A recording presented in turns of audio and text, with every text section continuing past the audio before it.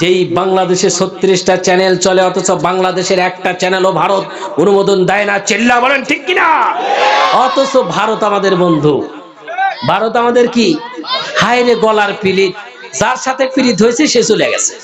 কথা বলেন ঠিক কিনা? যার সাথে গলায় গলায় পিরিত সে চলে গেছে আমাদেরকে একা রেখে। কথা বলেন।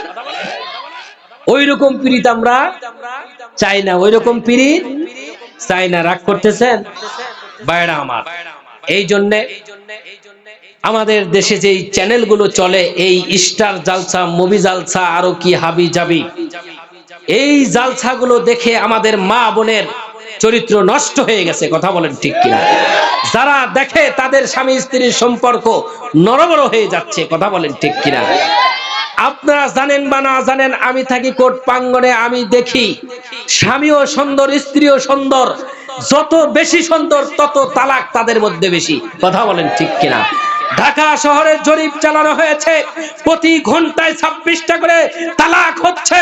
বর্তমানের জরিপে দেখা গেছে প্রতি ঘন্টায় 26 জন নয়, আরো বেশি তালাক অনুষ্ঠিত হচ্ছে। কথা বলেন ঠিক কিনা? এই জন্য ভাইরা আমার, যদি ভালো হতে চাই, যদি আমরা আল্লাহওয়ালা হতে চাই, একটাই জিনিস দরকার। নাম কি তার? কোরআন। নাম কি? কোরআন। কোরআনের কাছে আসতে হবে।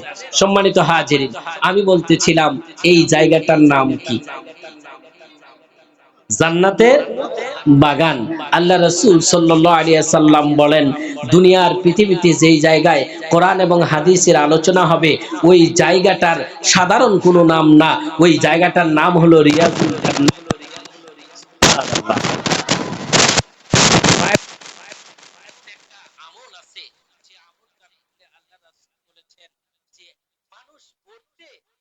মানুষ শুধু মরাটাই বাকি, মরার সঙ্গে সঙ্গে আল্লাহ তাকে জান্নাত দিয়ে দিবেন।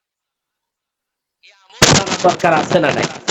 আমি মা বোনদের গো মা, এই আমলটা যদি তোমরা করো, আমার বাপজানদেরকে বলতে চাই, আমার ভাইদেরকে বলতে চাই, এই আমল যদি আমরা করতে পারি, তাহলে মরাই শুধু বাকি, মরার সঙ্গে সঙ্গে আল্লাহ জান্নাত দিবেন। এই আমলটা জানা দরকার আছে না নাই? ইনশাআল্লাহ এই আমলটা আমি আপনাদেরকে আজকে বলে যাব ওয়াজের শেষে। ঠিক আছে? আরেকটি আমল আছে।